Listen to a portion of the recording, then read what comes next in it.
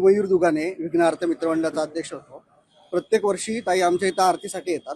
त्या दिवशी पण आरतीचं नियोजन आम्ही ताईंना घ्यायला रिसिव्ह करायला वरती गेलो होतो। गाडीतनं उतरताना गाडीच्या जेव्हा दरवाजा बंद करताना ताईंचं बोट तिथे अडकलं। क्षणाचा तिथं ताईंना रक्त वगैरे येत होतं। तेव्हा शेजारच्या दामिनवाल्यांनी त्यांना जखमी करून तसंच ताईंची टिश्यू पेपर लावून ताई खाली आरतीला आल्या। मंडळाची जी आरतीची व्हिडिओ आहे ती आता इंस्टाग्राम अकाउंटला पण आहे विघ्नार्थ मित्र मंडळ, त्यामध्ये पण तुम्हाला व्हिडिओमध्ये ताईची एंट्री दिसेल। त्यामध्ये ताई टिश्यू पेपर लावून खाली आरतीला आले। तिथं ताईंनी आरती केली, ताईंचा सत्कार केला, त्यामध्ये ताईंच्या हाताला जखम दिसेल। आणि आता जो आम्ही पाहतोय की जो फोटो व्हायरल होतोय तो पूर्णपणे धचमळ केलेला जातोय।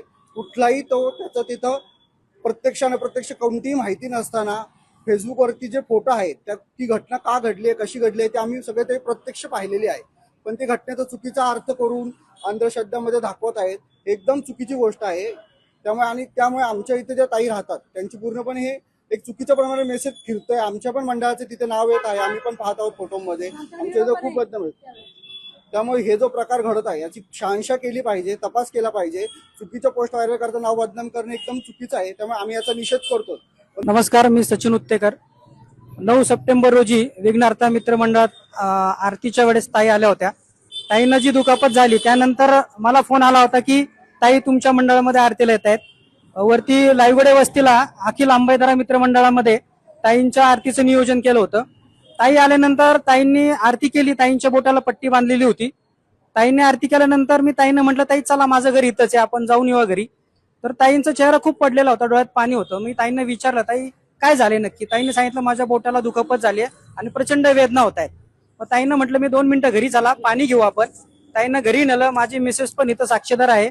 माझ्या मिसेसनी सुद्धा विचारलं की ताई नक्की काय झालेलं आहे, तुम्ही थोडं दुःखी दिसताय। त्यावेळेस ताईंना पाणी वगैरे दिलं, गणपतीचं दर्शन केलं आणि मग तिथून ताई निघाल्या।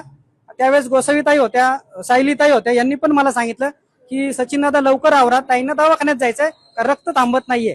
आणि आज या प्रकरणाची जी दुसरी बाजू म्हणजे अघोरी कृत्या बाबतीमध्ये जी चर्चा चाललेली आहे, आज 36 जिल्ह्यांमध्ये फिरून महिलांना न्याय मिळवून देण्यासाठी ताई रात्रंदिवस रक्ताचं पाणी करत होत्या।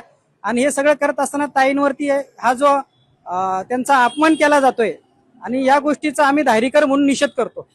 ताईंच्या बोटावर हळद आणली आणि आम्ही असाच उभा राहिलो होतो। ताईंना असा घाम फुटला होता की ताईंचं बोट अडकलं आणि त्या अक्षरशः रडायला लागल्या होत्या।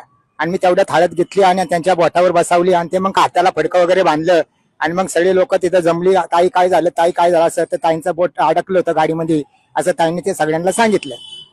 अनुसया गायकवाड बोलते। लेन नंबर 18A मध्ये आम्ही ताईंना आरतीला बोलवलं होतं। विघ्नहर्ता मंडळाची आरती होती। माझा मुलगा अध्यक्ष असल्यामुळं आम्हीच बोलवलं होतं। आम्ही इथं ताईंना घ्यायला आलो होतो आणि ताईंचं बोट गेलं। त्याच्यानंतर आम्ही ताईंना दवाखान्यात खूप चला म्हणत होतो, पण ताई आल्याच नाहीयेत।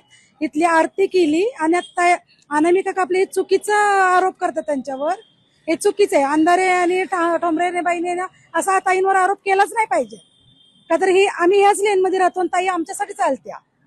त्यांनी रक्त येत असताना सुद्धा त्यांनी आमच्या मंडळाची आरती केली, मग हॉस्पिटलला गेले।